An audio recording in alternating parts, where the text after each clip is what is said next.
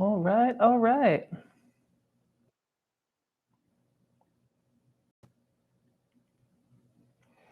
Welcome everyone to oh, we're doing the repeating thing. Okay, now we're not doing the repeating thing. Okay, cool. That's good that my mic's working. Welcome everyone to a fun Q&A reading sesh. Thanks everyone who came to the Tarot and Kabbalah class today. I was really excited to release that one. I know it was like jam-packed with information. It was such a fun class, and I have to thank Anahata's Purpose for hosting me for that class. That's where I gave it. It's the only place you'll ever see me do a live event anymore. It's Anahata's Purpose. Such an amazing event run by like some of the sweetest people I've ever met. Amazing community, lots of really cool people in wellness and witches and magic users and personal growth and yoga and ecstatic dance and really good stuff. So. But yeah, I was really excited. That class was a very ambitious one. I'll show you the guide for that class. Well, this is the guide for one of my courses, but it's like over 100 pages. It's huge. It was a fun one. Okay, so thank you all for coming, and let's jump into some stuff. So I'm going to be doing some readings, and I'm also going to be answering some questions and chatting with you on all sorts of mystical madness. So welcome everyone. Thanks so much. And let's do let's warm up a little. Can we get the guide? Yes, you can get the guide. This guide is $1. You can get it in the video. I can link it to you if I have it. Let me see if I have it.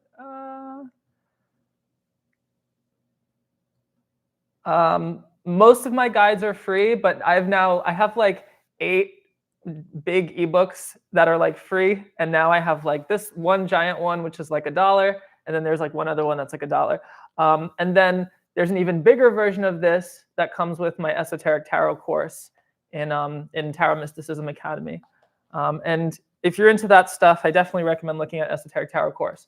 But yeah, so let's chat about some stuff while we're here. Does anyone have any questions on the lecture, Kabbalah, Hermeticism? I don't know, any kind of philosophy or fun before we get started on some readings?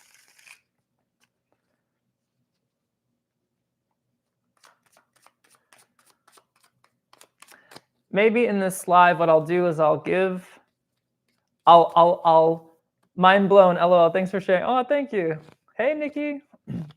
Maybe what I'll do is as I'm reading, I'll teach a little bit on how I'm bringing in Cabalistic ideas into the reading, which is, I think what I'm going to do, honestly, and I haven't like announced it yet, but I think what I'm going to do is in 2014, I think I'm going to do like a training on divination with Kabbalah, which is something I'm finding a lot of my students are asking about. Like, how do we take these theories and these really cool existential ideas and bring them into practical divination? And it's a very valid question, because theory to practice, there can be quite a gap between the two. So I'm kind of envisioning like a day or a weekend of just like reading the cards with the Tree of Life, like digging into all that, going from like tarot reading divination to, you know, ontological inquiry with the Tree of Life. That was a lot of information. Hopefully I'll understand more as I learn. Yeah, definitely. It's a lot, and it takes time, but it's definitely a class you'll want to rewatch again. Do you use tropical or sidereal astrological dates? I use tropical, but I don't use astrology a whole lot, as much as you might think. I actually use it very little. I teach it a lot with tarot, but I don't use it a great deal. Thank you so much for this class. You help me give words to my inner experiences. Oh yeah, totally. Yeah, that's a big one. It's like, and it's one of the things about mysticism and this type of stuff is the more you read mystical literature, at least for me, the more there's like this affirmation of, oh, like you're not like so crazy or different. It's like, no, these are just, when you look into the abyss and the abyss looks back, it's like all different people's testimonies of their growth and experiences and maps and stuff. So it's pretty cool. Hi, Joe. You make learning tarot very exciting and interesting. I love watching your lessons. Thank you so much, Desirata. That means a lot. Oh, I'm sorry. Did I say 2014? I meant 2024.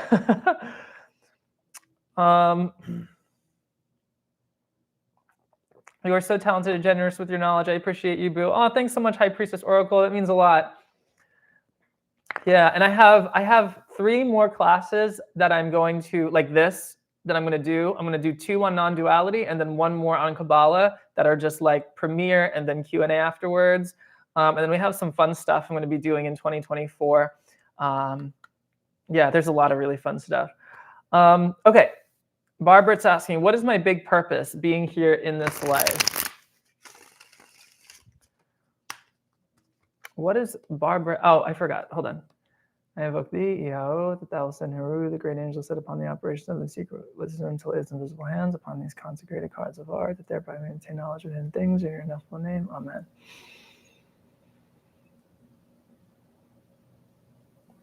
All right, so what is your big purpose here in this life? Let's see. 7 of Swords, Barbara, your big purpose in this life is to really follow your own way without expectation, because I feel like karmically for you, this life is all about being yourself, but actually not getting the delicious piece of candy at the end of that journey that so many people get in the movies, right? And sometimes it just doesn't work out so harmoniously for you. And yet, I don't know, you're being really pushed to be yourself, be your unique self, be different, and enjoy being that just with you. Maybe not with the support that you are hoping to get.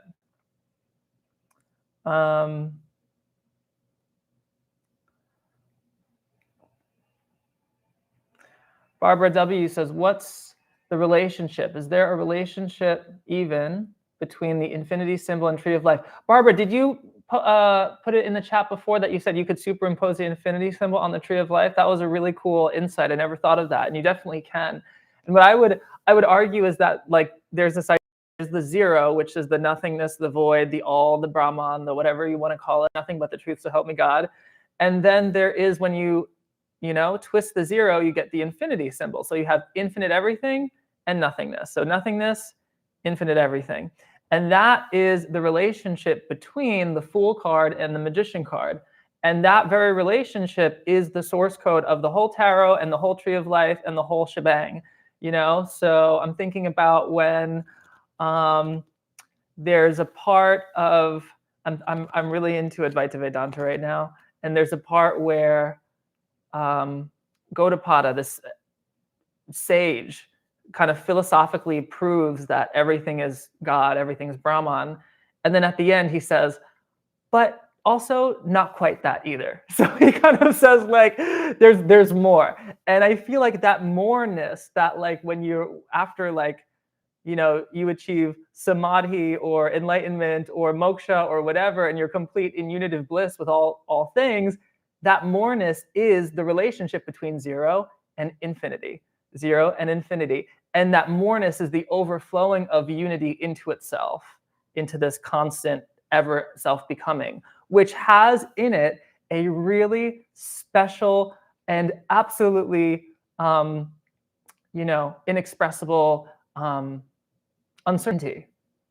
There's an uncertainty. There's like a Shakti, a tantric uncertainty of Leela, the play of the universe that actually doesn't know what it's becoming and where it's going. You're here to work and experience just like the rest of us. Oh yeah, I work every day. I'm always working. I'm never not working. Even when I'm sleeping, I'm working. I have my first booking for a private party the day after my birthday. How do I make it the best it can be and for the good of all? Hunter, I'm so glad to see you here. Hunter, you're amazing. And okay, so, well, first of all, Hunter, what I want to say is, having worked with you a little bit, just from my knowledge, you generally create a very positive communal space for people, and you create a space where people feel really comfortable. So acknowledge that in yourself, and just like recognize that there's already so much value in that you naturally have. But for private parties, I'm going to recommend getting there early and setting up early and making sure that for the private party, you are in a space where it's going to work for you. And for most people, not everyone, some private party like hosts will tell you where to go. Some people will say, they'll ask you where you want to be in the private party, like what room. They might ask if you want like a quiet space, you could request that. There's benefits to that.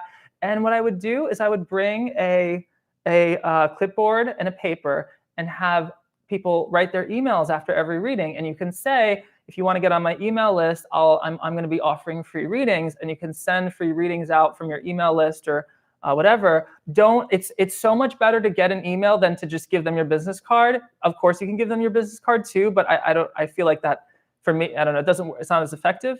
And I would even follow up with everyone you read, email everyone and just check in and share with them your work and your stuff and keep running. Of course, the energetic clearings that we've worked on, return to sender, keep clearing, keep grounding yourself. Bring snacks that you can easily like eat when you need, water, and really just have fun and keep your enthusiasm up and allow yourself to receive whatever's across from you. I have had a really great experience with private parties. It's usually good, but always remember, it's also not your job to give someone an experience that they expect. It's your job to just offer them what you can as a reader and your time and your presence and your attention and enjoy that. I had someone verbally attack me 2 days ago, and I'm wondering what that was about. It was vicious. You know what's so funny? I had a homeless woman spit a loogie on my face 2 days ago, and I was asking the same thing. I was like, what was that about? Okay, let's see. What was that about for you? Ace of Cups. Okay, yeah, it's so Ace of Cups is all about receiving and kind of just receiving. So if you guys were here for my Cabala class that just premiered, Ace of Cups is Bina, which is receiving all form. So it's kind of this moment of allowing yourself to receive the negativity, but not as it passes through your awareness, being, energy, body, whatever. It's letting it pass through and not making meaning about it. So it's actually about not making meaning, receiving it and letting it go. And I don't know, for some people, I'm just like, we're all just doing the best we can with what we believe to be true. That's my mantra. Thanks so much, Mr. Happy. What's the name of the deck you're using? The deck I'm using is a Thoth deck, and it's just like the standard, I guess, US Games version or whatever. No, it's A.G. Muller that you can find like on Amazon or whatever. I have a question. How can I come back to my masculine energy and be fully me? Okay, Fleur, that's a great question. Let's see. How can you? So death. This is an interesting one because it is actually a masculine card for 2 reasons. One, we have a Scorpio attribution to the death card, which is like, usually considered masculine, and then we have Osiris here. So this is putrefaction. This is rotting. This is things dying. And you might say, well, what does that have to do with, masculine energy? And it's in the Kabbalah, and what I just taught, there's the tree of, there's Hokmah, and there's the pillar of mercy. But mercy is expansive energy, and death is inherent in that because it's movement. It's movement and change and expansion, as opposed to the feminine pillar of the tree of life, which is form and structure, which is about stopping and not changing and not dying. So the death card is asking you to kind of get comfortable with your chaotic era, get comfortable with things not staying the same, get more comfortable with change and freedom and uncertainty. How can I connect more with my spirit team? Nine of Wands is stay busy and in the mundane, and in when you're going throughout the day and you have a million things to do, your spirit team is with you even more so than when it's time to like light the incense and do the meditation and connect with the ancestors. Like they're in the front lines with you as you're moving through it. So will I overcome my ADHD and get some motivation? Amy, so this is a really good one. I have really crazy ADHD, if you couldn't tell. And for me, in my brain, what has worked for me is I obsess over things, and that obsession usually yields some really great results in my world, some not great results, more so those were in the past. But yeah, I would utilize, let's see what the cards have to say. Devil, yeah, utilize your obsessions. I was talking about obsession and the devil popped right up. That's obsession. Utilize your ability to hyperfixate if you can. And also utilize your, you have a talented brain. Maybe you're a mystical misfit like me. People like me, we're like, I don't know, I'm just always straddling the matrix and whatever else there is, like the formless void. But yeah, there's a talent to that. There's like a capacity that you have. It doesn't have to be a limiting thing, but it will be limiting in certain contexts. So for you, like for me, like growing up and going, the US school system is like, trying to build these drones, right? And I was like, obviously couldn't fit in the school system. So I was like in the principal's office every other day. And then that whole conditioning of like, oh my God, what's wrong with me? And then I was like, oh no, it's literally just the system. Like there's a reason why people don't like school, because it's trying to build like, just like parrots and drones and stuff. So you have to find the context that's going to support that, where your natural abilities will be utilized and where you can really expand. I'm going to jump to the bottom of the chat here. What is energetic cleaning? It's important. You know how you like practice safe sex? You got to practice safe divination. And there's different techniques and books and lots of stuff out there. Probably everyone, a million books on psychic protection and energy clearing and stuff. And it's something I teach in my courses, but it's a good habit to get into. And because if you're opening up things energetically, psychologically, somatically, interpersonally, like when you're working with people with tarot or other disciplines, it's very easy to pick up on their stuff because that's literally what you're doing. So yeah. So you always want to like have some good energetic hygiene around that.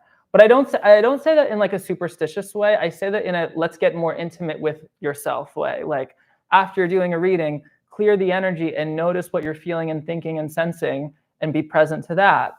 And it's for me, like energy work is more, it's intimacy and closeness and awareness of the self.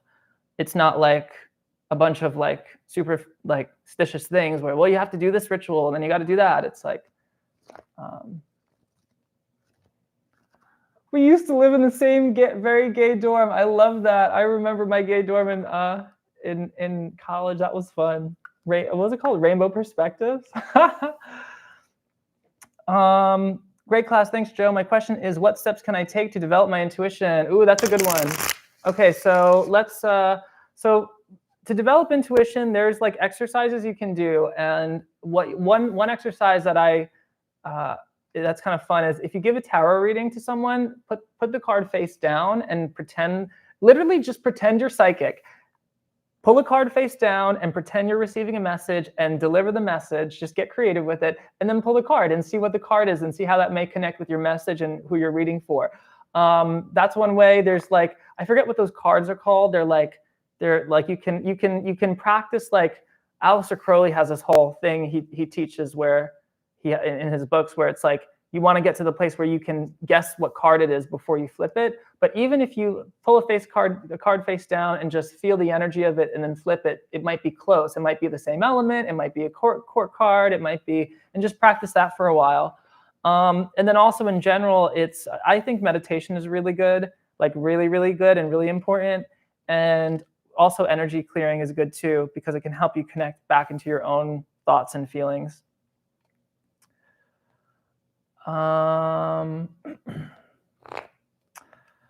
Yeah, let's see. I'm a reader that works with RWS in Marseille. Curious to learn more about the style of Thoth.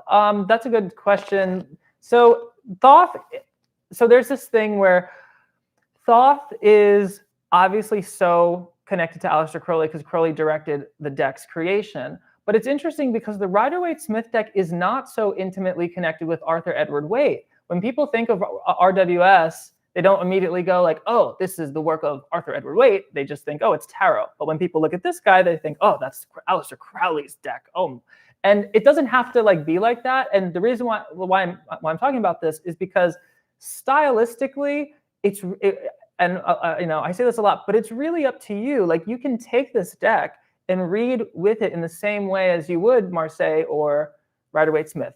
Now, this deck does lend itself to specific ways of reading that, if you like those ways of reading, this deck would be great for you. And if you don't like those ways of reading, potentially it might not be great for you. But everyone is so different. I've met people that read this deck completely intuitively, and they're great.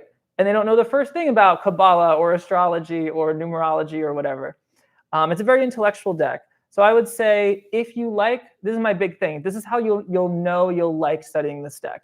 If you really like the way your brain thinks about the 4 elements and how it categorizes experiences, then you'll like this deck. If you want more categorization like the 4 elements, you can increase the heat of that. You can expand that to the numbers, the tree of life, the signs and the modes and the deacons of the zodiac, and the Sephirot.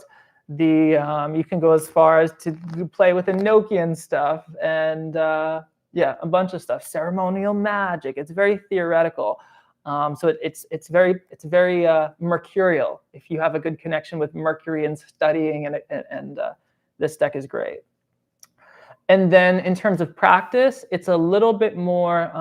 I find it gives more of a punch to help people connect with what their higher purpose is.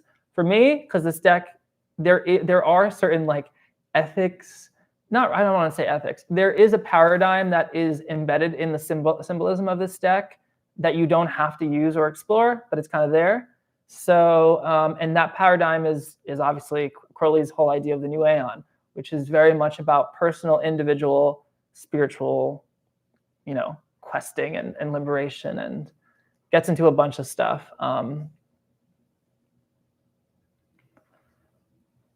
Oh yeah, Crowley never completed the ritual of Abramelin and changed its rules. You saw how that turned out. Yeah, I'm not saying like, oh, go and follow Crowley because that's a smart thing to do. Oh, definitely not. Like, I mean, you can. It's up to you.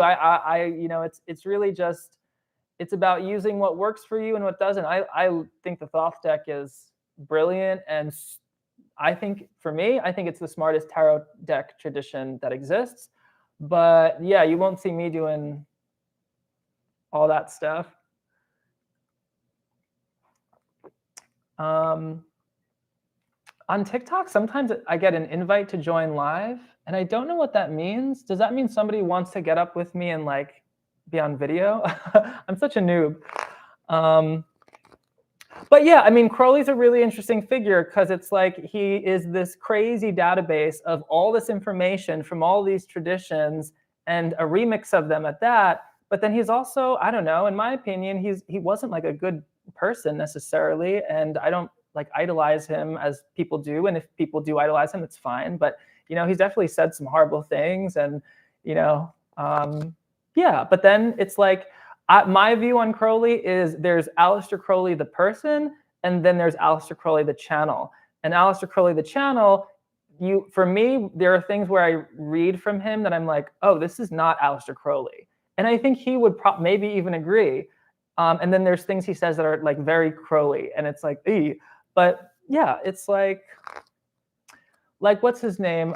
Rasputin was channeled through Gary Douglas, not because Rasputin was a great guy and everybody wanted to, get spiritually enlightened. Gary Douglas was teaching about money and how to make money and how to, energy and all this stuff. Yeah.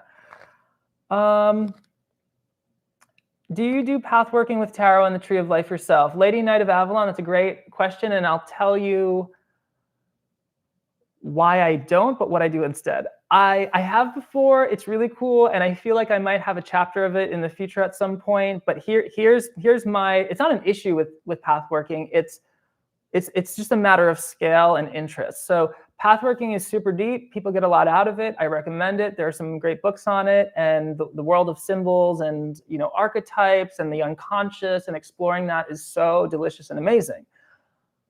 For me, what I am interested in is the level after that. So when you're pathworking, there's you as the point of view, and then there's the symbols or the experience that you are having.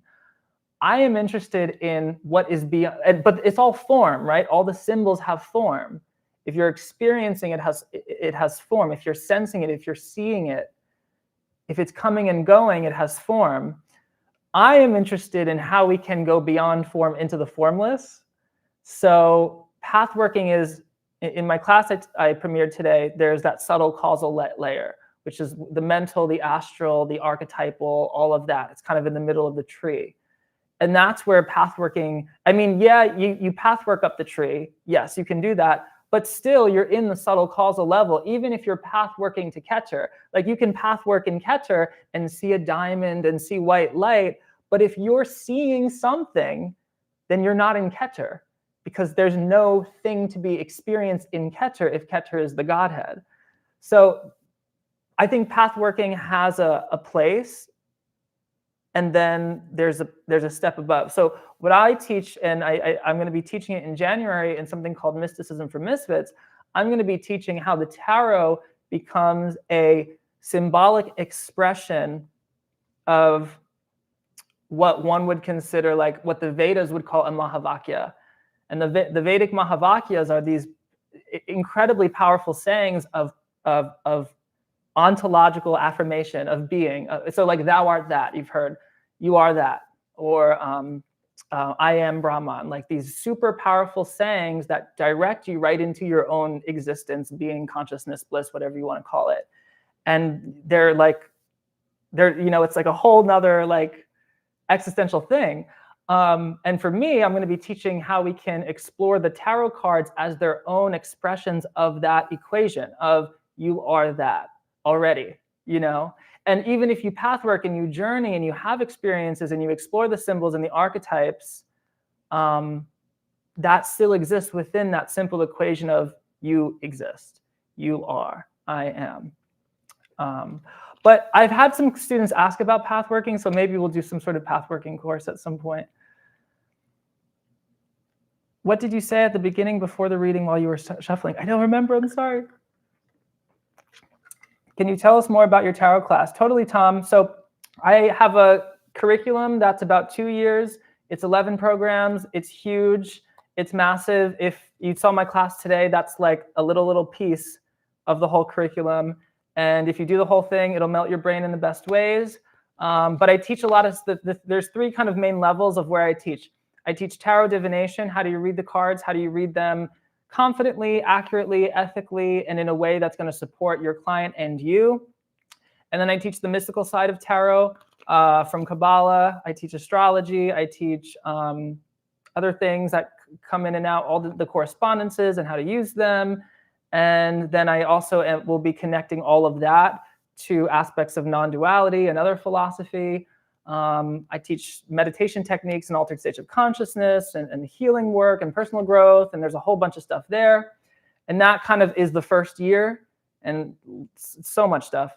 And then after that, I have a year where I'm going to be doing a professional readers mastermind starting in around September or so, where I'm going to be mentoring people in developing their own professional practice of tarot or spiritual work.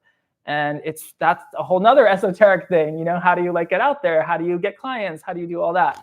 But it's really, really fun. I just had an amazing member just text me the other day that she was reading on a yacht.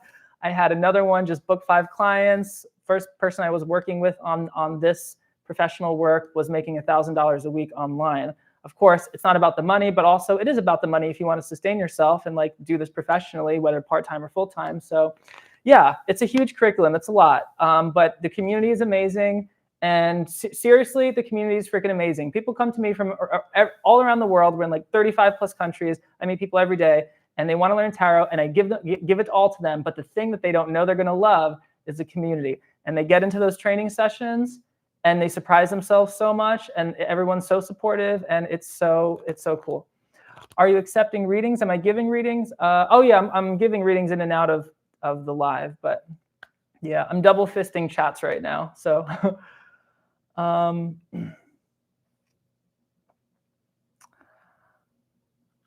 do I work with connect? How do I how do I work on connecting with my heart chakra? Laura, that's a really good question. I'll give you an answer, but it's not the only answer. There's like so many answers. So don't think this is like the only thing. I would recommend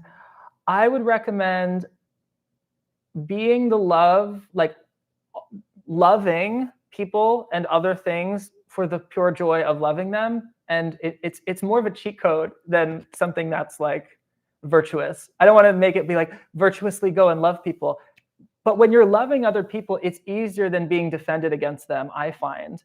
And so when you offer love and you just see people in love, it invites them to do that same thing to you. And it's just awesome. And it's more fun. Yeah. Everyone on YT flips tarot. He has to do something different to stand out. I mean, I just do what I like. I just do what I'm interested in. But yeah, maybe next week it'll be something different. Maybe we'll be doing runes next week. Awesome tarot class. I generally use tarot for self-awareness and individuation. I love that word. What do you think about that? After all, how can I help others find themselves if I haven't found myself? Heather, you know, you're so right. And let me tell you something. This is like a big thing. Like, yes, you can only help people that are, the idea is you can help people if you're a few steps ahead of where they want to be, right? So you don't have to be enlightened, like, or anything to be a teacher or be a guide. Like, I'm the farthest thing from enlightened. Like, it's my goal. I'm going to get there in this life or another life. But like, the reason why I do this stuff is because I want to get there. But in terms of like teaching or helping or guiding, it's more about if you can help someone that's just a few steps behind you get to where you are, that's all you got to do. But to answer your question, how to use tarot for, after all, how can I help? Yeah. Oh, there wasn't a question there. Okay. But yeah, we're all on the journey, you know. My mentor, who is honestly probably, I think she's the wisest woman in the world. She surprises me, and she's on her journey, and her journey hasn't ended. And it's like, yeah, if you have a pulse, you're on the journey. I don't know. I mean, unless maybe you were Ramakrishna or the Buddha or someone, but.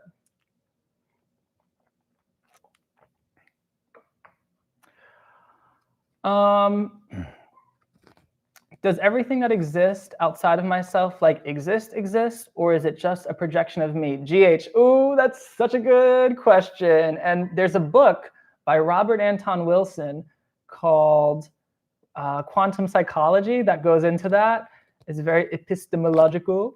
And yeah, so I would say, in my view, GH, right now, in my paradigm, what I'm playing with is there only is existence.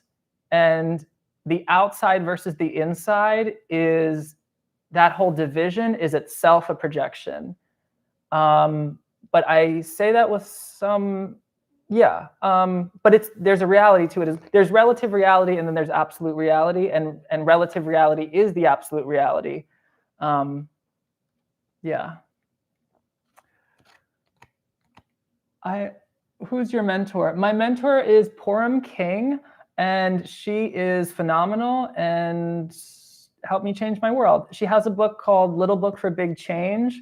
You can get it on Amazon. She just released a book on love too called, I forget what it's called. But if you search Purim King on Amazon, you should be able to find her. Yeah,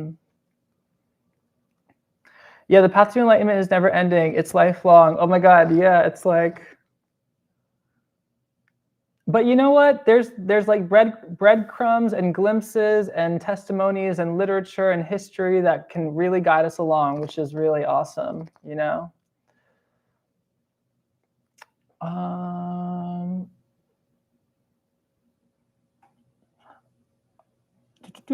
Okay, let me just see. Okay.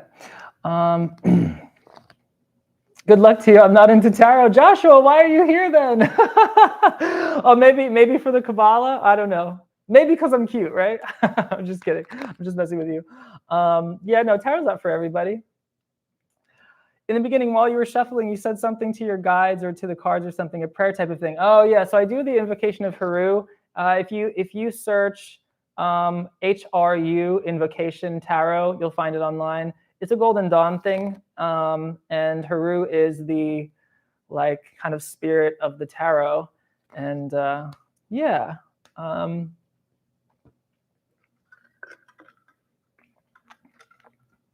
What time is it? 1 o'clock. Okay. Does anyone have any questions for readings while we're here, or any question on the lecture that I premiered? 100% it's a projection of you. Yeah, I mean, so I kind of, there is this idea that we're just constantly creating our reality and then adjusting from those experiences. You know, that's kind of like the karmic engine of we create, you know, we don't believe we're whole, so we desire something, we take action, and then the action brings us an experience, and then we adjust accordingly by taking more new desires, taking new actions, creating more karma. What is holding me back to speak out loud?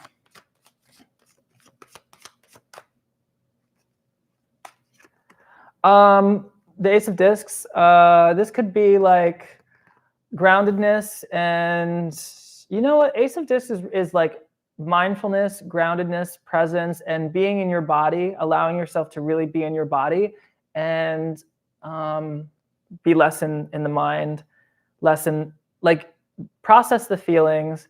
But you know what's interesting? The Ace of Discs and the Suit of Earth, we so often connect the Suit of Earth to the physical world. But to go back to the little epistemological conversation that was started earlier of like, is everything a projection? You know, in a way, when we're grounded, when we're in our body, it's like we're in the matrix, you know? So the irony of it all is we're actually more in the illusion the more we are in the body, but that's a good thing because we are in the illusion. Like we are in the matrix, in the dream, participating. So it's like, I would say in that context, being more in the place of what am I doing next? What will I do next? What am I looking to create? And what am I looking to uncreate? And enjoy that process. What will happen next? What will I create next?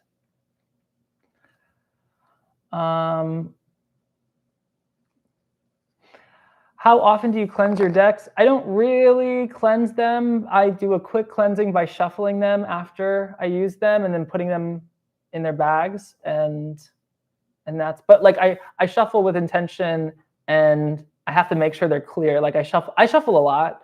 That's kind of why I like tarot. Eternal Splitter, I have 1,000 questions. Yeah, put them in. I'll get to as many as I can. Is the goal to exist in the relationship place or absolute? If the latter, wouldn't we just descend again? George, that's such a good question. Let me take a sip.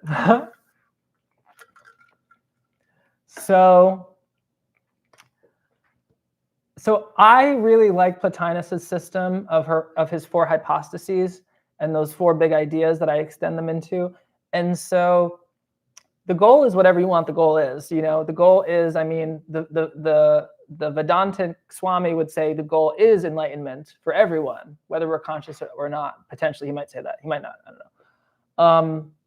But the goal is whatever you want it to be.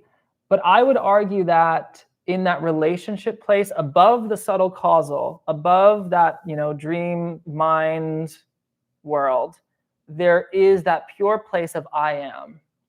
And that pure place of I am is really the only place that we can have a goal for, because I am is an experience, right? Right now, we're all here and you all have the experience of I am, right? You can say, oh, I exist, right? You can agree that you exist. And you might say, oh, well, maybe it's all a projection, maybe it's all a matrix, but the projection exists. If it's an illusion, the illusion exists, right? So there is an existence of the I am. So that to me is one of the highest places we can get to. And then the place above that, you can't, in my understanding, you can't talk about, you can't transmit. And I feel like for that, potentially that has to be either your guides or a guru or something, or maybe your own will, you get there. But it's not something it's not something you can like read in a book or just, I don't know. But then there are spontaneous like enlightenment and illuminations for people. But so I would say the goal, the way I look at it is the goal is to get into that relationship place of that pure sense of, oh, I exist. And there's two reasons. One, like the one that I just said, but two, getting to that place of, oh, I simply am, I simply exist, has benefits in the lower worlds. It pacifies everything in the lower worlds. So whatever you're going through, you know, if I am sad, I am anxious, I am worried about money, how I am, whatever, if you pull back to the I am is simply I am, and it doesn't change no matter what comes after it. So there's like, I don't know, I might be wrong, but I believe students of mine in classes that were therapists and psychiatrists have said that there's science that supports that idea, that there's a lot of wellness and mental health things that come about that goal. Sorry, I like let the chat run for a bit. I've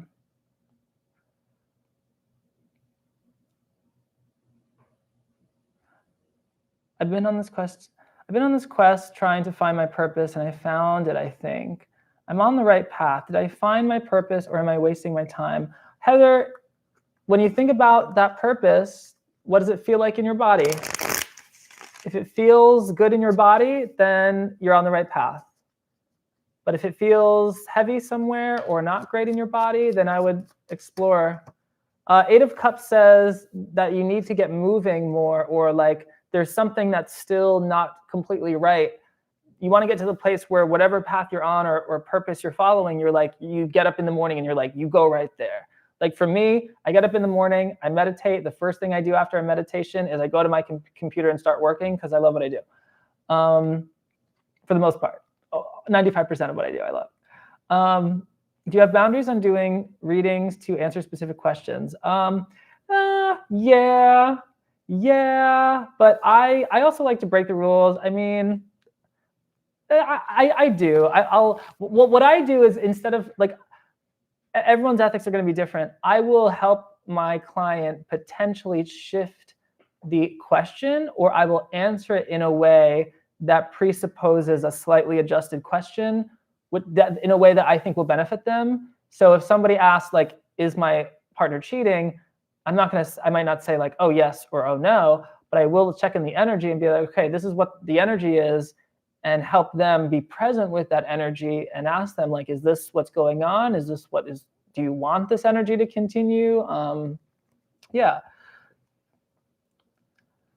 How seeing outside the matrix? That's the question I have every day. How can I see more out of the matrix, and how can I come back safely? For me, I do a meditation technique, and that kind of helps me to differing levels, like start to like rise up the planes, if you want to language it that way, or just get closer. It's, for me, I like the word observer, so just getting closer to that silent witness, observer, consciousness, existence, that pure blankness. But yeah, it comes and goes, you know, and I'll have days where the technique really works and days where it's like, oh no, we're really in the matrix today, and that's fine. So, but that's just for me. I mean, there's like, pick your tradition. There's like hundreds and hundreds, and, you know, yoga, ceremonial magic, whichever you want. I have a question if you have time. Am I focused on the right career path right now? Should I go back to school? Thank you. Yeah, totally, Jamie. Let's see what shows up here.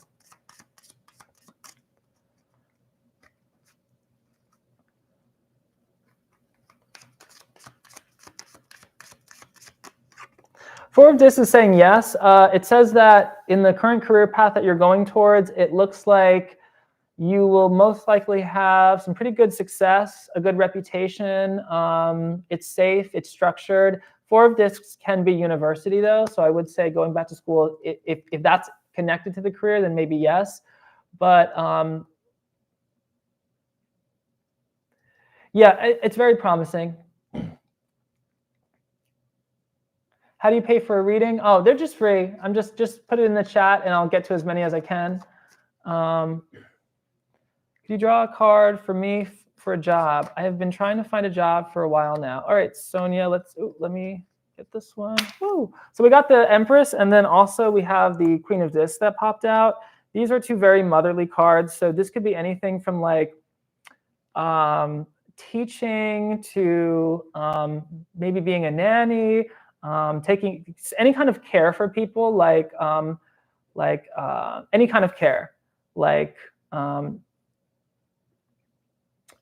yeah, you know, like they have like care professionals that will like help like the elderly or the sick or the disabled, or any kind of care would be amazing for you. Also healing, also, yeah. I'm going to skip down to the chat. If you had to choose one or two favorite Kabbalah books, Joe, which would they be? Oh, that's such a good question, and it's so hard. Oh my goodness.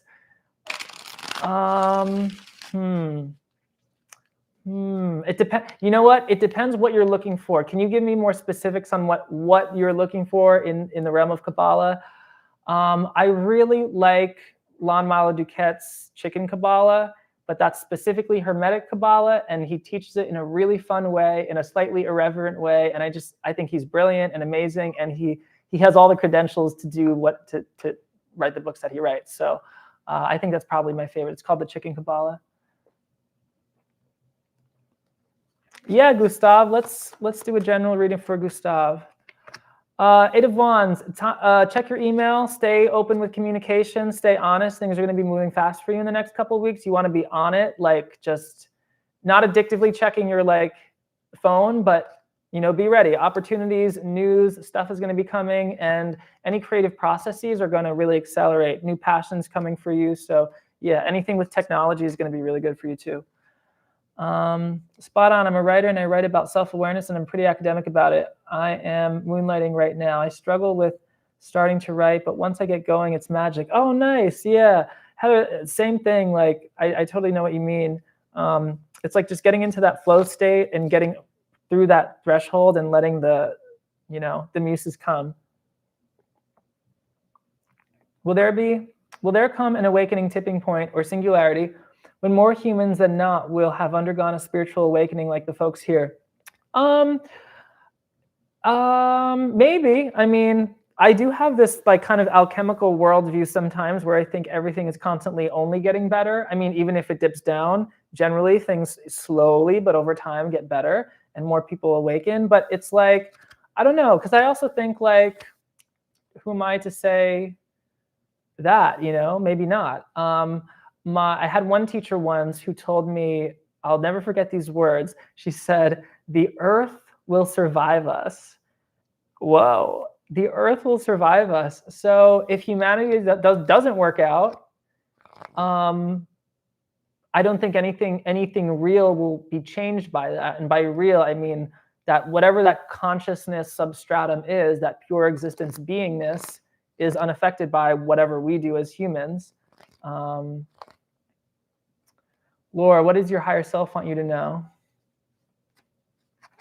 Ace of Wands, start something new soon, and when the inspiration comes, just follow it, even if it seems crazy, as long as it's safe and healthy for you and doable, like channel it. I don't read reversals for the Thoth deck. I actually don't really read reversals in general.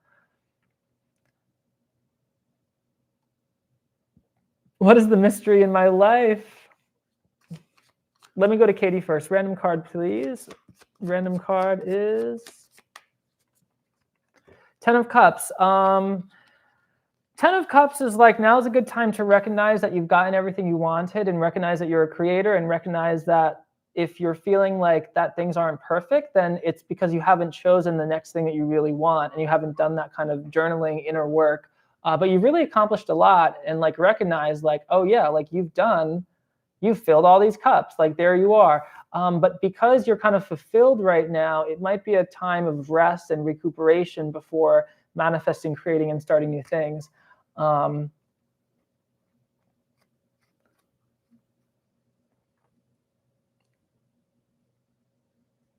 Will justice be served?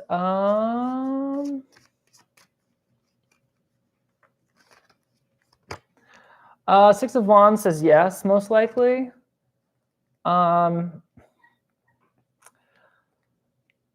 Ace of Dis also reminds me of the concept of the sound being the origin of creation. Yeah. Oh, maybe you are holding back from speaking out loud because you're nervous about your manifestations. Trust yourself. Yeah.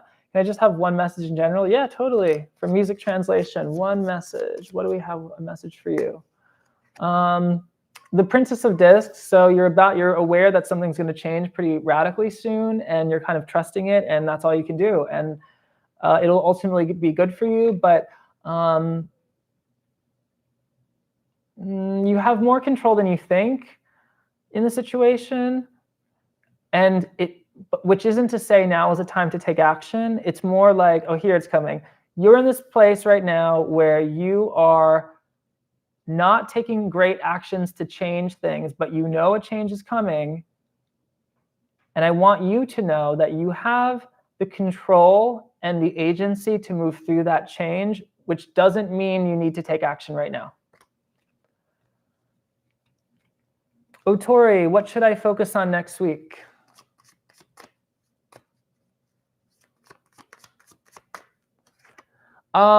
So I would say next week should be a quiet week for you. Spiritual work, meditation, self-care, any kind of occult or esoteric study, reading is going to be good. Music is going to be good. Really chill, recuperation, and honoring whatever the thing is that's inspiring you right now. Honor that in a soft, intimate, and gentle way.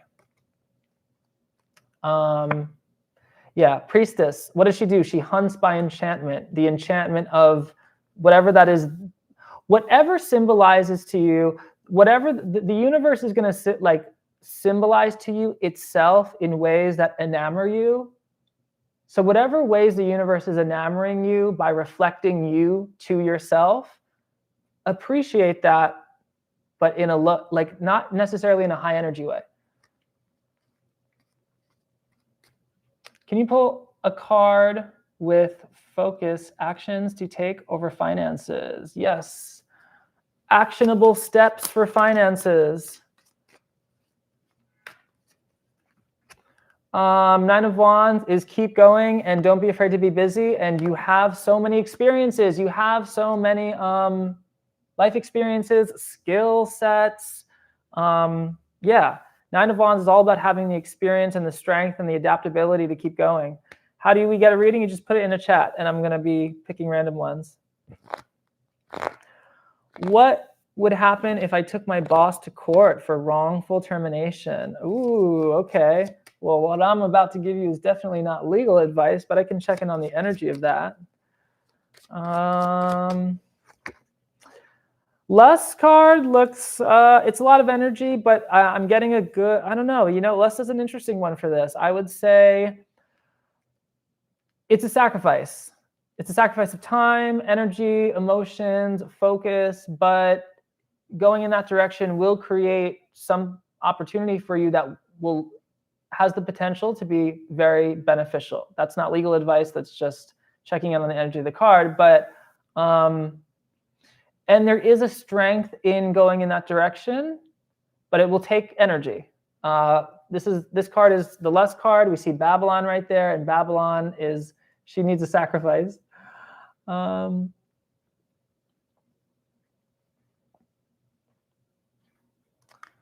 Whiskey Princess wants a love reading. Ace of Wands is you got to make the first move. You have to get out there, and nothing's going to happen unless you start. One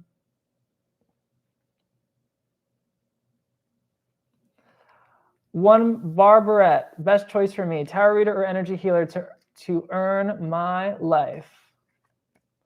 Wheel of Fortune is probably going to be tarot reader, but I would do both. It's not so okay. Some people I'm going to give you some business coaching now. Some people in the spiritual world, they think that they have to choose one thing, and it's really not about choosing one thing. It's about being everything that you are, doing it, and seeing what people are willing to receive from you, and then maximizing off of that, right? So I'll give you an example.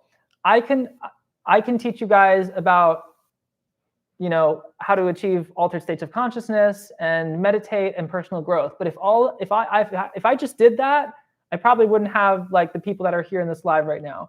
you guys are probably here because you like tarot, maybe you like Kabbalah, maybe you like the Thoth deck, or maybe you just think I'm cute, which is totally cool too. I think you're cute too. But like, you have to find the thing that's going to be the entry point into your funnel, into your work, into your brand. And you don't know what that is yet unless you've been doing it for a while. So I would say do energy work, do tarot. If you're a medium, do mediumship. If you're a coach, do coaching. Like, kind of explore. You can start with one, see how it works, and then go to another one. But don't like limit yourself in the beginning necessarily. You want to do the thing that's going to allow you to create the content and consistency that is fun for you. So if that's energy work, do that. If it's tarot, do that. Whatever's going to get you creating content or marketing or building the business consistently that you're feeling so excited about doing. Like my mentor, for example, is an amazing energy healer. She went to Barbara Brennan School of Healing. And at the fair that I work with her, she does tarot readings mostly because that's what people want. But, if they did energy work with her, if they did like a longer kind of thing with her, she would help them change their world. But it's kind of, you have to see where people are going to, what they're ready to receive. Hey, Sarah, I'm so glad you're here. It's so good to see you. Should I be looking into moving countries next year? Let's look into that.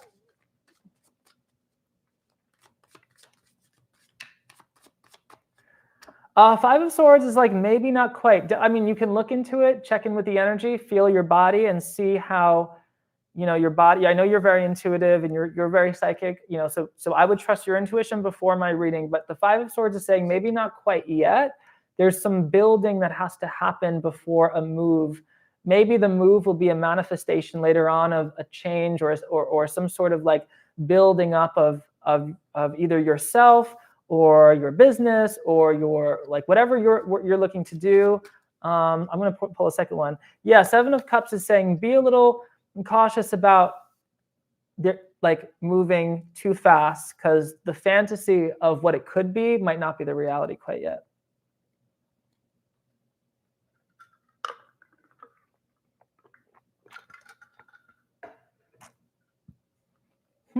That's an interesting question.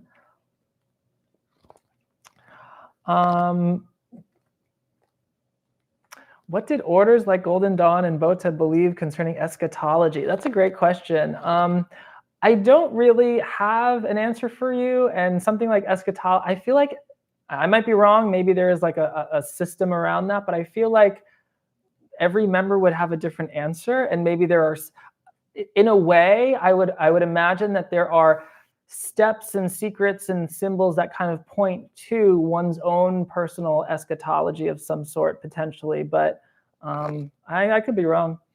Been with my husband for 20 years, and I'm not sure if I need to leave him to help him grow. Am I enabling him, keeping him from growing as a person?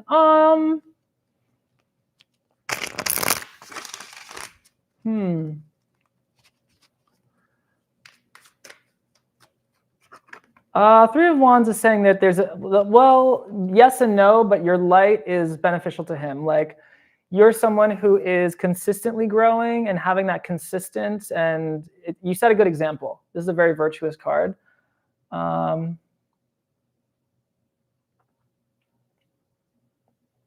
Heather, I totally need a mentor. Wish you were mine. Look, yeah, I mean, there should be a day left. I have applications open for my courses. I'm starting a new course a week from yesterday. On Saturday, we're starting a new course. It's Tarot and Astrology course. I'm only teaching it once. And then I'm doing more courses in January. We have Mysticism for Misfits. We have a Thoth Tarot Mastery course. I have stuff on Kabbalah, and we're going to do a lot of fun stuff. So if you go to my website, tarotmysticismacademy.com, and there's a place that you can hit apply probably.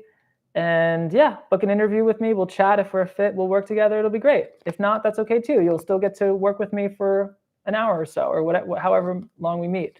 So yeah, I do have 1 day left for applications. Oh, I totally forgot to even market that. So yeah, there's 1 day left of slots to apply for the Tarot and Astrology course, and then that's it. I'm not teaching that course again. And then yeah, but I'm really excited for it. And we have an amazing cohort. We have some of the coolest people I've ever met that will be there, and we'll be training and trading readings and chatting, and it'll be really fun.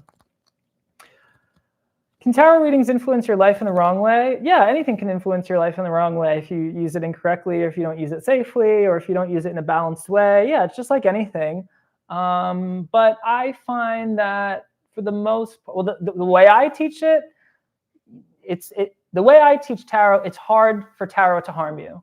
The way other people teach it, I don't know. There's a lot of stuff out there. There's a lot of superstitious stuff out there. There's a lot of crazy stuff out there. But I don't know. The way I teach it is much more grounded, present, and yeah. How do I work with the black wall that hinders my inner visualization? Rat cat, that's interesting. Well, I would ask you, what's the benefit of the black wall? What comes to you? How does it benefit you? You might not have an answer right now, but ask that question. I would like more info about it. About what? I'm assuming you're asking about the courses. My courses are about 2 years long, more or less. There's 11 programs. They combine live classes, pre-recorded, hundreds of videos of pre-recorded courses, training sessions, the best community ever, ebooks, a mastermind. Tarot and astrology course is going to be 5 weeks, and it's going to be we're going to be looking at the connections between tarot and astrology and how we can incorporate them to access the more subtle layer of tarot.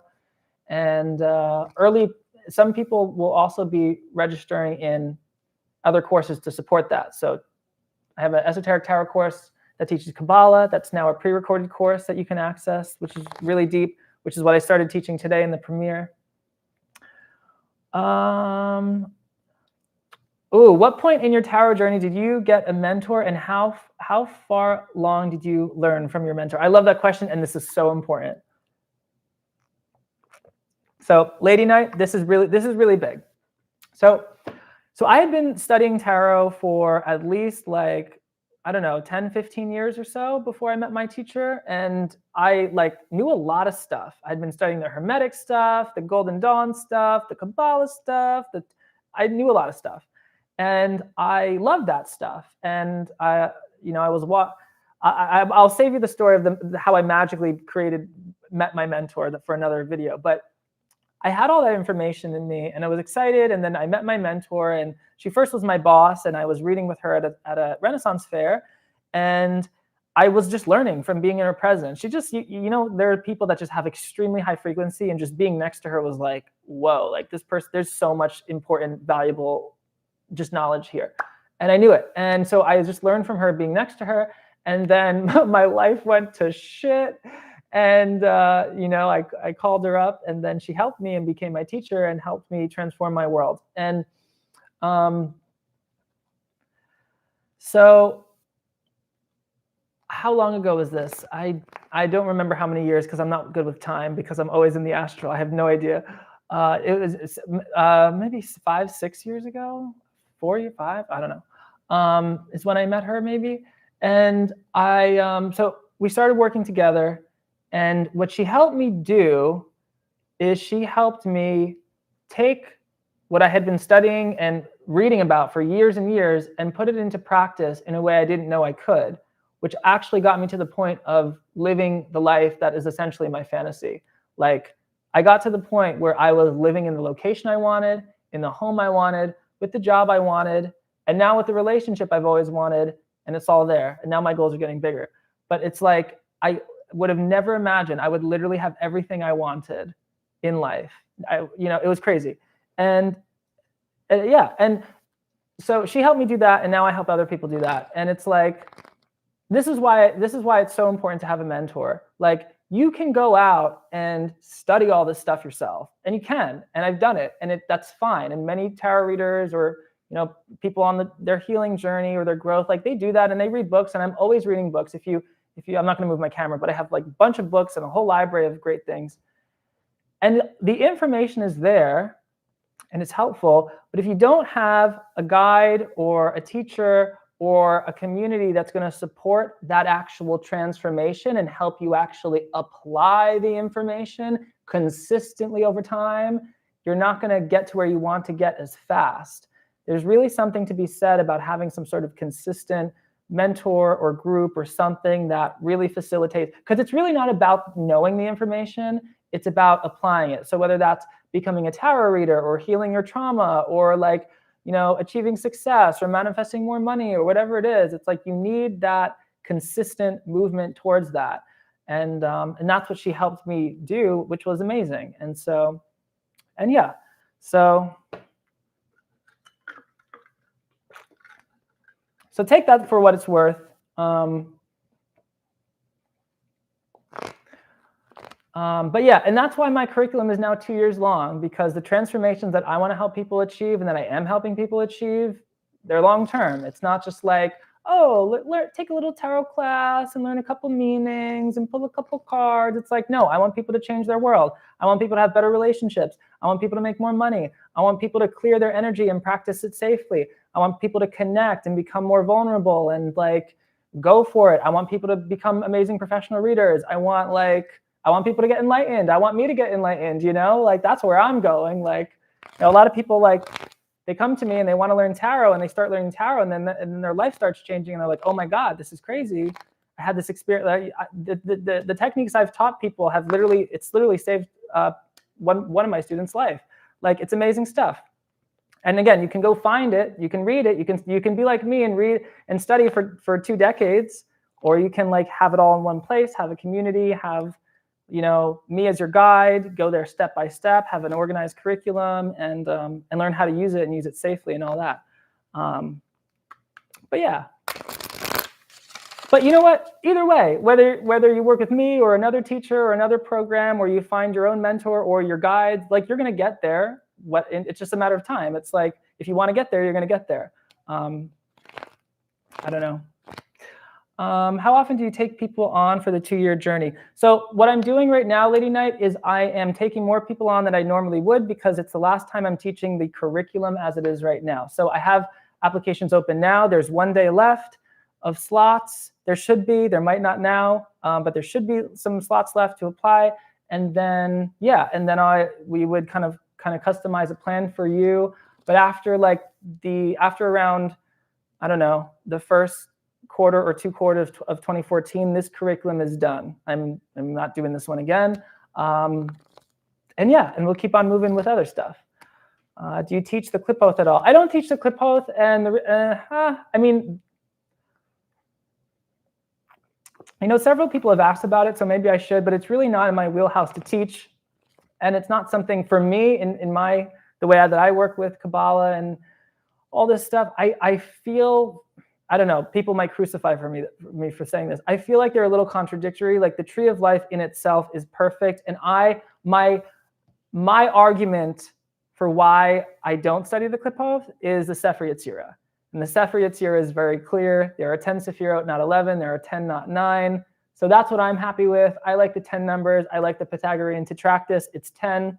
And for me, anything, and I might be wrong, and you can disregard this, but for me, anything that you bring in from the Cliphoth, it's not, to me, it's not, the underworld is nothing separate from the tree of life. If the tree of life is an extension of pure being, pure God, Yahweh, YHVH, there's nothing but that. So I think for me, the Cliphoth are more, I don't know, I understand people like dark things, and I'm sure people get a lot out of the Cliphoth, and maybe there's maybe in a few months, I'll make a bunch of content on the Cliphoth and be like, guys, this is the coolest thing ever. Like, oh my God. But that's just my take on it. That doesn't mean it's right. That's just how I work with it. But yeah.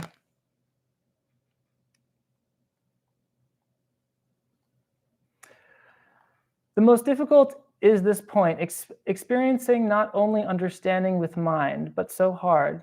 Do you have a technique to begin with? Can you rephrase that? Because I don't think I'm understanding it correctly. I think there must be something you loved about 2014. I let the 2014 thing slip. There was something I loved about 2014. 2014 was probably around when I started my dance company. I had a dance company that I started, and we did multimedia experimental dance performances that were very much inspired by mysticism and tarot and the occult. And so I would use the tree of life in the choreographic process.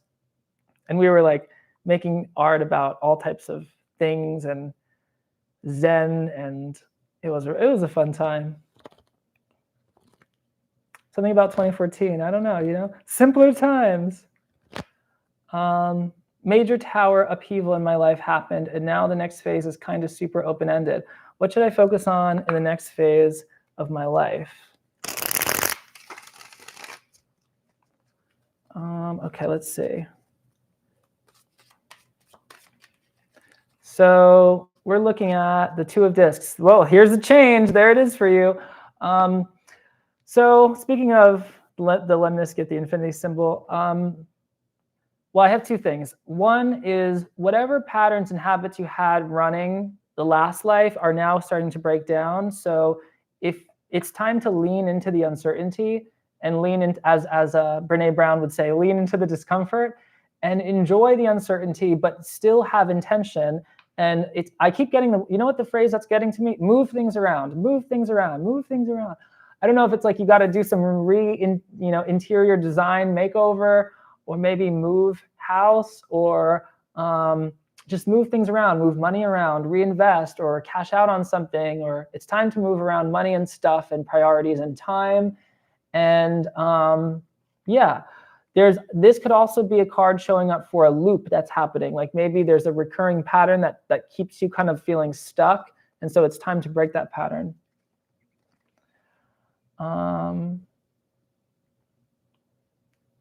Yeah, you're saying that's cool. I need a transformation. I don't know. I always need a transformation. I had the biggest transformation of my life in the past 5 years, and I'm still like, I want another transformation. I want to go bigger. I want to do more stuff. And I have some really secret projects in the work that I'm not going to talk about, but you guys will know at some point, and I'm really excited about them. But yeah, I want transformation too. And I'm just going to say it, like in the spiritual community, in tarot and all this stuff, like a lot of people use this as an escape, which is fine, and there's a benefit to that, and there's nothing wrong with that. But like, there's a way to use this stuff not as an escape, but as an active engagement with what's going on, like what we're doing now, like recognizing, oh, like mystery green, there's change, there's a loop that can stop, there's things to be moved around, like it's like, I don't want to give people, oh, everything's going to be fine. Of course, everything's going to be fine. No matter what happens, everything's going to be fine. When you die, everything's going to be fine, because it's all consciousness. It all is. But it's like, while we're here and while things aren't as much fun as we would like them to be, let's mess with things to make them more fun.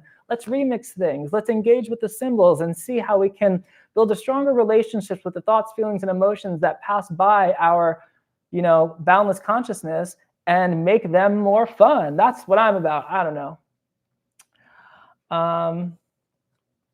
Mystery green, yeah, definitely. I recommend taking tarot and astrology. It's going to be really fun. And it's going to be both, like I'm going to be giving like weekly classes, and I'm going to have some training sessions as well. So there'll be opportunities to practice, and it's an amazing community. People there are so awesome, and people surprise themselves all the time with what they can do. And yeah, that's another thing. Community is so important. Like if you're a mystical misfit like me and you're studying this stuff, it's like when you have a community, it just becomes easier. It's more fun. You find people that are just as geeky as you about the stuff that can you can riff on and learn from and share your own experiences and inspire.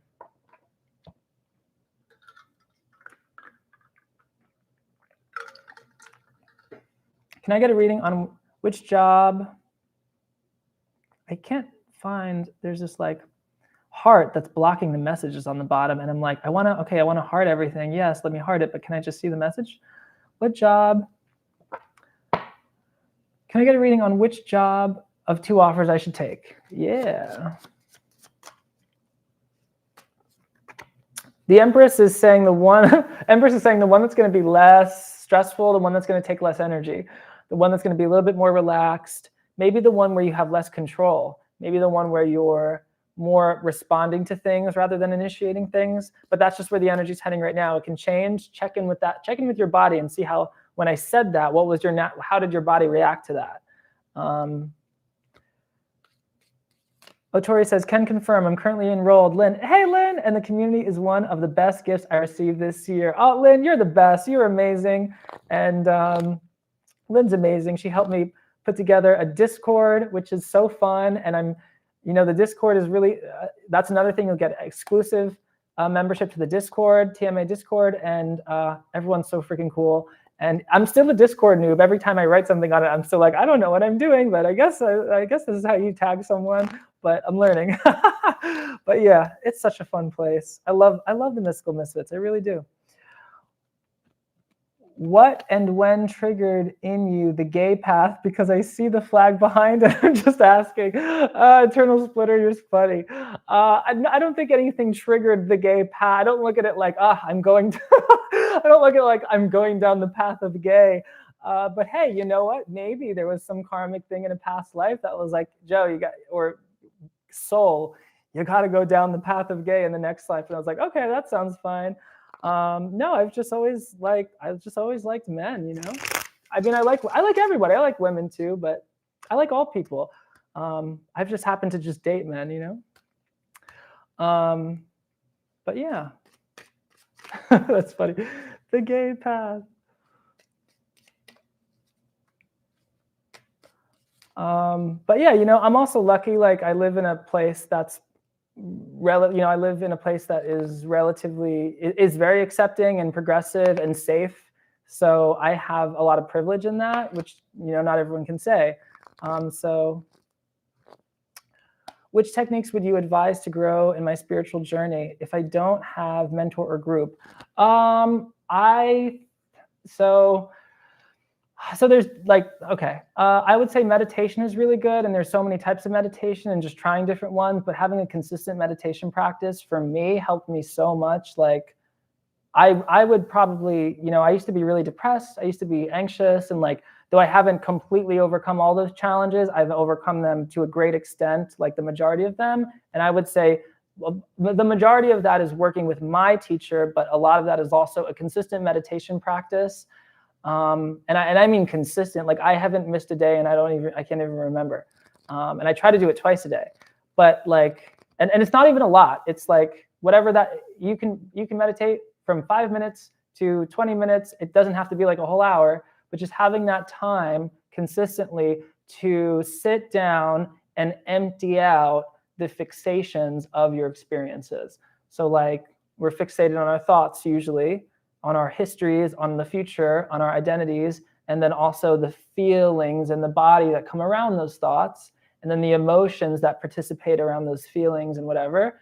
And then that's part of the fun, is having all of that, but then having at least one time a day where you can sit and empty yourself out of all of that and just be present with observing it all is, I think, probably the best thing. So being the observer of all of your experiences and identifying with the observer is probably the best thing you can do, I think.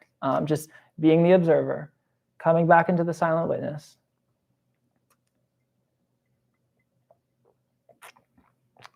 Are you supposed to marry William again? Again, if the word again is in that sentence, I'm going to say no. Oh boy, I'll pull a card for you anyway, though. The Hermit says no too. I wouldn't. I would not. Samsara, hey Joe, I just want to say I love studying with you. Very good workshop today and can't wait for the next class. Oh, thanks so much, Samsara. I'm so happy to be working with you. And it was so great seeing you last weekend for that training. And I'm so excited to see you on Saturday. And yes, you're amazing. Thanks so much. SK, hi, can you please give me an answer to my question? Did V like me, and is he looking forward to future with me? Ooh, okay. Does V like you? Does he like you? Prince of Swords says yes, but there's some things in his way. Whoever this V person is, they got some inner blocks, and they're a little bit of a head tripper. They kind of overthink things. So it's whatever it happens between the two of you, it's not you, it's them. But I think the universe card is saying there's a future, but there's delays ahead. Okay. Oak Botherer, I'm interested in starting to practice magic. Please, could you draw a card to help understand this option? Yeah, totally. The Lover's card. I mean, this is kind of a card of magic because we have magic happening. We have the emperor with the sign of the enterer officiating this alchemical wedding. And so I would say just moving forward and doing it. And the Lover's card specifically is saying choice, and stay eclectic in the beginning. Stay open and look at different angles, look at different things, and just notice the connections between different sources. It's going to be very intellectual for you too. You're very smart, so that's a really good thing to remember. Like, use your intelligence. And yeah. How do I know if the tarot reading is for me? If I have talent, spiritual connection with the cards. You know it's for you when you can't stop doing it. You know, if you just keep picking up the cards, and if you're like really passionate about it and you just keep gravitating towards it, just keep doing it. And then it's for you. And if you don't keep doing it, or if you feel not called to do it, then it's not for you. Have you astral traveled? You know, it's interesting. I haven't really astral traveled, but I did have, I don't know if I want to go. I do sometimes have, what are they called? When you're aware that you're dreaming. And I did have a very interesting dream the other night that was so not dreamlike. It was so real and so boring. It didn't, like, you know, dreams change really fast. They're very trippy. They're very like illogical. They're like crazy. I usually have dreams like that. This dream was so normal. It was just me walking in a house, walking in different rooms, and just nothing was changing. It was like abnormally normal. And I was like aware that I was dreaming. Do you drink alcohol, and what is your option about reading tarot drunk? Oh, eternal splitter, that's such a good question. So my teacher has I got to take a sip for this one. It's not alcohol though, it's tea. I have a very unpopular opinion about drugs and alcohol. And this isn't to say you have to have the opinion, and I'm not saying I'm right. But my opinion is, for the most part, drugs and alcohol will lower your awareness. Even if they bring one aspect of your awareness up, they generally lower your awareness. And I feel like way too many people do way too many of all of it. And well, I don't know. It's not that too many people do too much of it. It's a lowering of your awareness, and it shuts off your brain in different ways. And that's a benefit to people, because there's a lot of people that want to shut off their brain. So yeah, I think for some people, drugs, alcohol, whatever is good. But if you, and what I've consistently learned from my teacher, if you really want to be on this, like, a spiritual path, if you really want to be on the path of healing and really on the path of personal growth, that and drugs and alcohol don't really coincide. Doesn't mean you can never drink, you can never like do anything, but they're not going to usually support each other. And there's a lot of people, and I'm not saying that's the case for every situation. I know like psychedelics are having this revolution right now, and for a lot of people, they have great benefits from it. But there's also a lot of, yeah, you just got to be careful.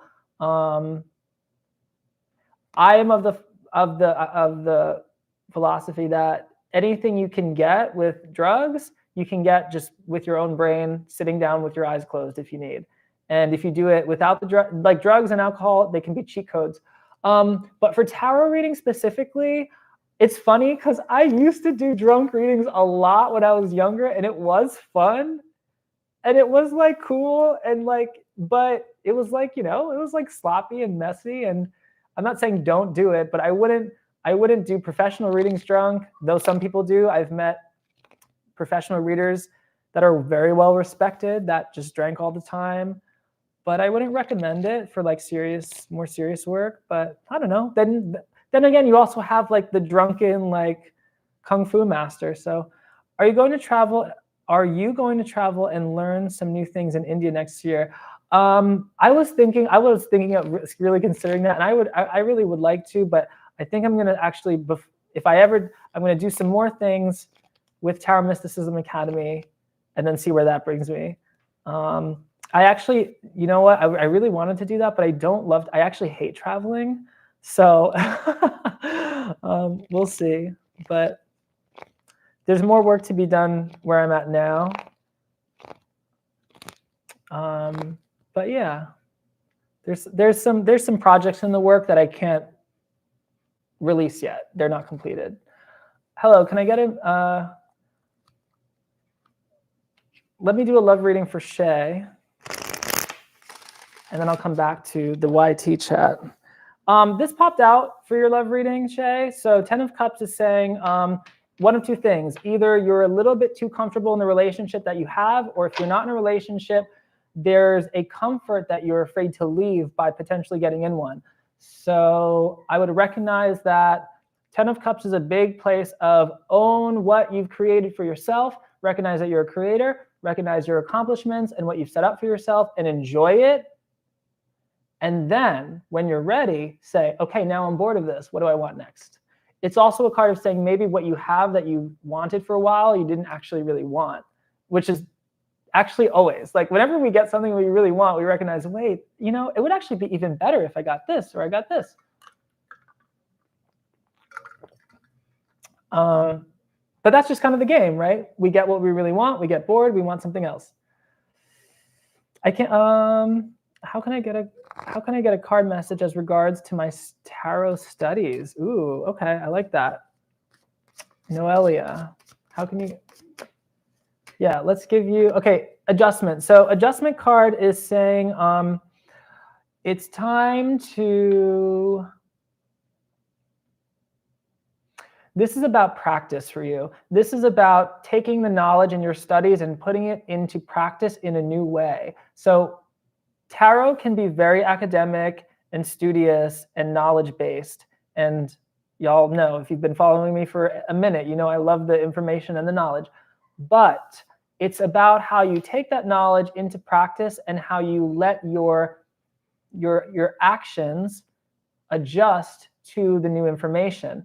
So what I would say is now's a good time to do either more readings for yourself or other people, bringing in what you've studied and see how that works. Adjustment card is about manifestation. She is the universe's ability for action and reaction all the time, action and reaction. So she's manifestation. She's actually the manifest tetragrammaton going into the world in infinite balance. So yeah. Hawaiian blown glass. I can't put the cards down, going through the meanings and admiring the artwork. I also can't stop putting decks on my list to purchase. Yes, I totally understand. Let me tell you a quick story. When I was a wee little boy, oh my God, you know, I don't know what my other my age group was doing, but I would spend hours looking at tarot cards on A Eclectic Tarot, looking at those tarot samples and just like fantasizing about getting all these decks. I remember looking at Ciro Marchetti's work and being like, oh my God, if I could ever get that $80 tarot deck, my life would be complete. I was a little boy. Oh my God, I totally understand the deck lust. Yeah, totally. Yeah, and now there's all like indie decks and all stuff like that. Can you pull a card on the business I am about to start with my partner? Ooh, I love that. I love a power couple business startup. Four of Wands. Oh, this is the best card you could get for starting a business with your partner. Yes, yes, yes. You know why? Because this is a combination of two astrological entities that balance each other out. We have Aries, and then we have Venus in this card. And those two, that Aries and Venus connect to the Emperor and the Empress. So that in the Four of Wands, we know it's Wands, so we know it's career, is going to be big power couple career moves together. Perfect card for that. What does it say? How can I keep world events from affecting me too much while still caring and doing the work? That's a good one. That's an important one. Ace of Wands is do something you haven't done yet, but stay creative. Stay creative, stay creative, stay creative. Like, stay creative. You just got to stay creative. And it's like, what can you create? How can you contribute and do things differently? And I don't know, like, I don't want to talk so much shit, but like I see people on TikTok and they're just like saying all this stuff, but they're not, I don't know, there's no call to action in actionable steps. Sometimes there is, sometimes there's not. But your creation and your contribution is not going to look like everybody else's. It can only be what it is for you. And everyone contributes in a different way. And a lot of times people's contributions are not recognized because they're working in, I mean, the world is complicated and the collective is super complicated, and there's no way to like trace the way that energy flows from every person to every other person. So you just have to be willing to be the contribution that you naturally are. And that is like, that's the work. That's really the work.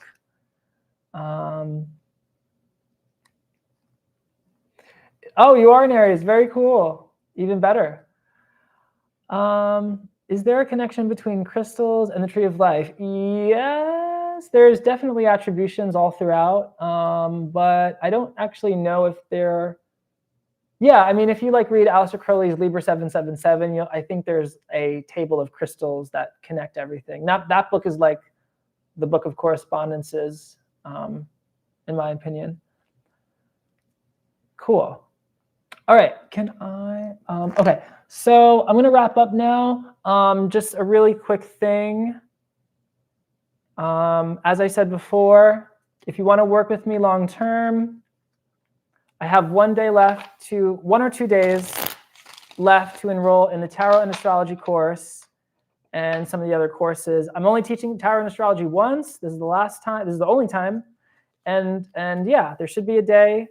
The way that I work with people is if you want to enroll in the Tarot Mysticism Academy, you schedule an interview, we meet, and that interview is honestly, whether we work together or not, it's going to benefit you. Everything I structure in the Tarot Mysticism Academy from the beginning interview to the end of your time is meant to help you bring out your talents, your gifts, your ability to get closer to yourself, heal your shit, get more you than you were yesterday, and connect with the cards, whether you want to be a professional tarot.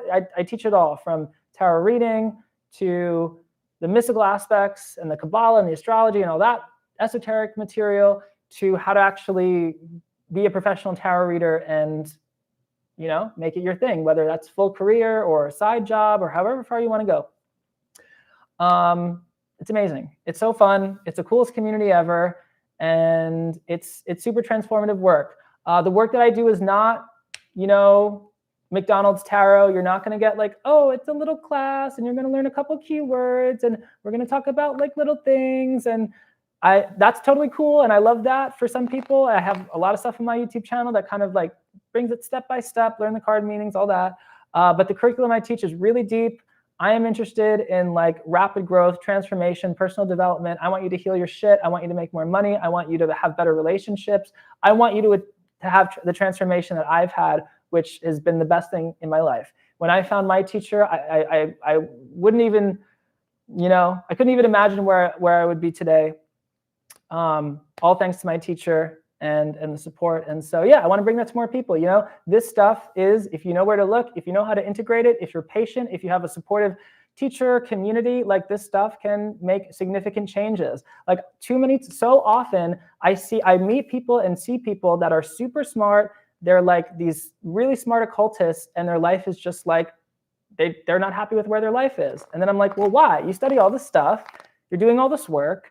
You're moving energy around, you're doing these rituals. I'm not saying I'm going to teach you like ceremonial magic or anything, but it's like, if you're not living a life that's fulfilling to you, what's missing here, you know?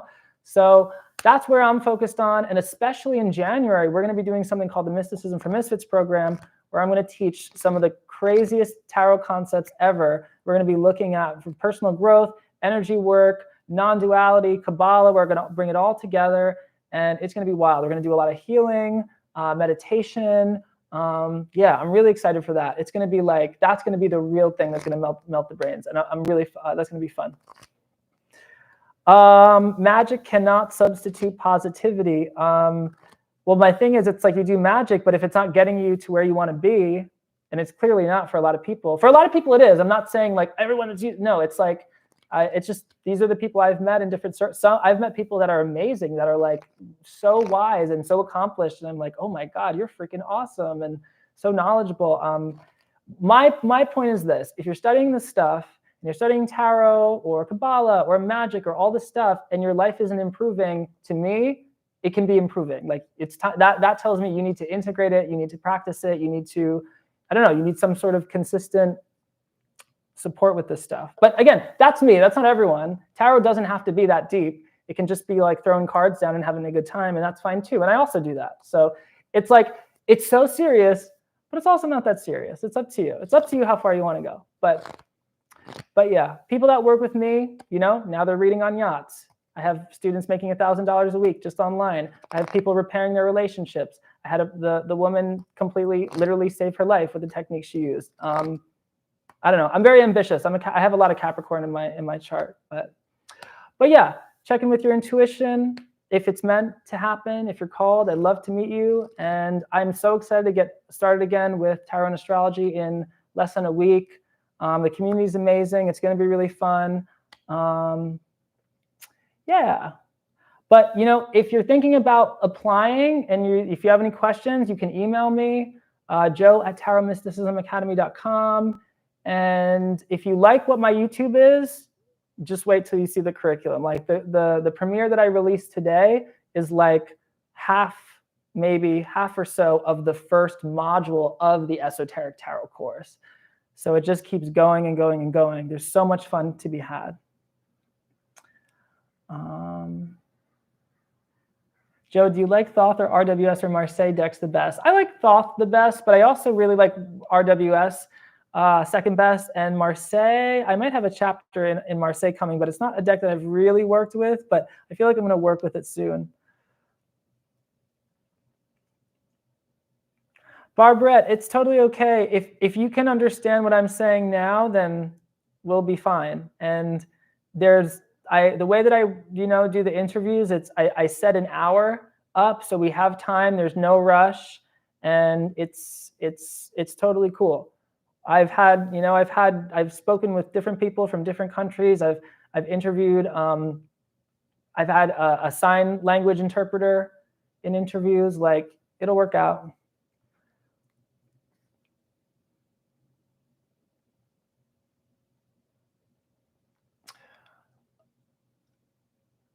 Cool. All right. Thanks so much, everyone. Thanks so much for watching the premiere and hanging out with me on the live today. It means a lot. Thank you guys for your support too. I just passed like 16.5 thousand subscribers recently. That's awesome. Thank you guys for tuning in. It really means a lot. And if you have any questions or if you have any like requests for content, just email me or comment or any of that. I'll be doing more of this, so stay tuned. And if you're on my email list, I'll alert you when I do these lives. If you're not on my email list and you want to be, all you have to do is go to tarotmysticismacademy.com and download a free product or course, and that should get you on my list. Yeah, I offer one-on-one readings. You can get, oh my God, if you want a reading with me, okay, that's another thing. If you want a one-on-one reading with me, I am offering readings. You can book me at tarotmysticismacademy.com. Hit the button that says Work with Joe. But my price point is pretty high. So if my price point doesn't work for you, that's totally fine. I have other amazing readers that are equally awesome and amazing. If you hit TMA Readers on my website, if you go to tarotmysticismacademy.com and you hit TMA Readers, you'll be brought to a page of listings of tarot readers that I totally endorse, that are amazing, that I've worked with, that not only learn from me, but have additional learning and expertise in their own right. For example, Veronica Minaldi, PhD, we just did a collaboration some weeks ago. She did a brilliant lecture on magical storytelling in Spain and history and tarot. She's phenomenal. She's a great reader. She's very intuitive. She's super sweet. We have Elizabeth, we have Dawn, we have Danny. Danny's, they're all amazing and brilliant. Julie, yeah. So, and we'll have more there soon. So you can always book a reading with them, and you'll find their information there. Thanks so much, and I will see you all in the next wormhole. Much love. Oh, wait, let me put the link to, before I even do this. Let me go. I always forget these little marketing things that really are important. So yeah, there's 1 day left. So if you do want to apply, I'm putting it in my YT. That's the link to apply to the curriculum. Again, not teaching a lot of that curriculum again. 1 day left to apply. If you're on TikTok, you can hit the link in my bio and see all the curriculum there. Much love. I'll see you in the next wormhole.